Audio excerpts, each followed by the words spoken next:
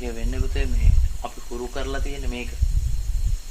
අපි හුරු කරපු නැති දේ තමයි මේ අස්කිරීම කියන එක. රැස් කිරීම තමයි අපි හුරු කරලා තියෙන්නේ. අනිත් එක මේ ලෝකේ සියලු දෙනා රැස් කරන එක නේ කරන්නේ. ඒතර අපි හිතනවා අපිත් ඒ දේම කළ යුතුයි කියලා. ඉතින් ඔකට මුල් වෙන්නේ අවිද්‍යාවමයි. අවිද්‍යාව නිසාමයි අපි මේ රැස් කරන්නේ. මොකද අපිට දැනෙනවා දැන් මේ අපි විඳින්න දුක. මේක පීඩාවක්. අසහනය, ආතතිය, කලකිරීම මේ සියල්ලම මෙතන තියෙනවා කියලා. ඒ දැනුණත් අර අපේක්ෂාව අතාරින්න අපි කැමති නැහැ. ඒ බලාපොරොත්තු අතාරින්න කැමති නැහැ. අපි හිතන්නේ රැස් කිරීම අපි කළ යුතුයි මොකද අපේ පැවැත්ම උදෙසා කියලා. එතකොට මේ පැවැත්ම කියන සංඥාව වෙන්නේ සක්කාය දිට්ඨිය මුල් කරගත්ත නිසා මගේ පැවැත්ම කියන තැන ඉන්න නිසා. මොකද මේ සක්කාය දිට්ඨිය යම් තැනකදී සිඳුනොත් අන්න එයාට එතන ඉඳලා ඒ අස්කරන පැත්තට තමයි බර වෙන්නේ. මොකද එයා පැවැත්මක් හොයන්නේ නැහැ. එයා දන්නවා මේ පැවැත්මක් තුල නැවැත්මක් ගැන කතා කරන්නත් බෑ කියලා.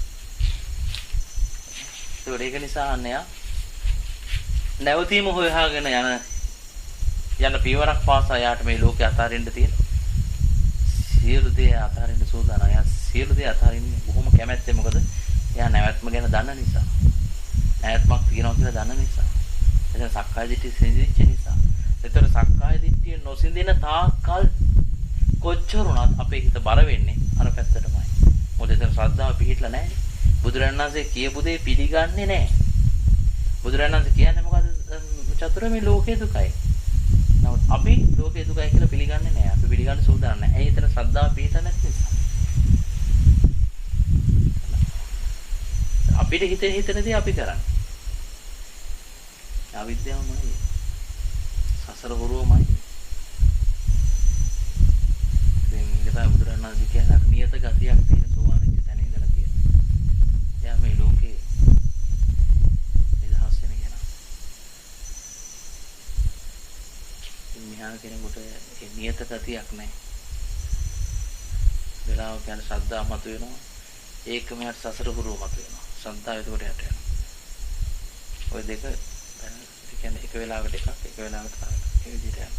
නමුත් අර ශ්‍රද්ධාව පිහිටපු කෙනාට සෝවාන් වෙච්ච කෙනාට ශ්‍රද්ධාවම ඉහළ තියෙන්නේ. සිහිය අඩු වැඩි වීම නිසා සමල්ලාවට ලාමක දේවල් වලට යන්න පුළුවන්. නමුත් එයාගේ අර ශ්‍රද්ධාව තියෙනවා. ඒ කියන්නේ එයා කොයි මොහොතකෝ ධර්මතාවයක් ඇටියට යන අස් කරන පැත්ත තුලමයි ඉන්නේ. ඒක සෝවාන් වෙච්ච කෙනා මේ එතන පුජ්‍යල ස්වභාවයක් නෙමෙයි එතන තියෙන ධර්මතාවයක්. මේ මෙහා තියෙන පුජ්‍යල ස්වභාවය. නේද සංස?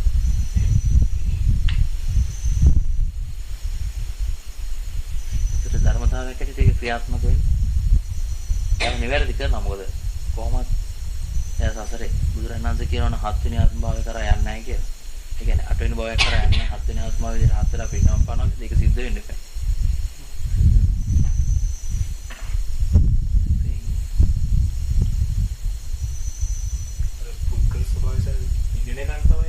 බය තියෙන්නේ සහසක. යමක් කතාවෙන් තියෙන බය.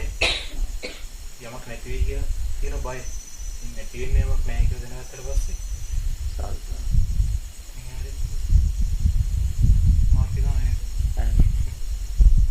මාර්ගය නෙමෙයි එතන ඵලය.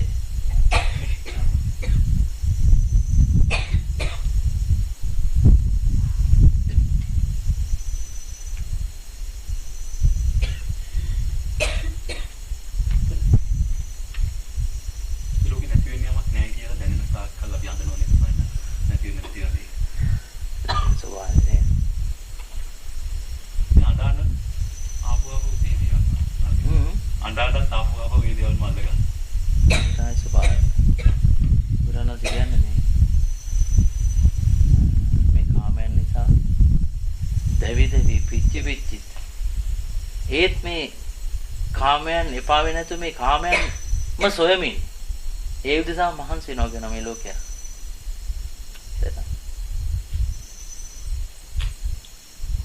කාමයන් නිසා මොනතරම් වෙහසක් ඇති වුණත් දැවුණත් ඒත් හොයන්නෙම නැවත නැවතත් ඒ කාමයන්මයි කියලා. පතන්නේත් අපි ඒකමයි පතන්නේ.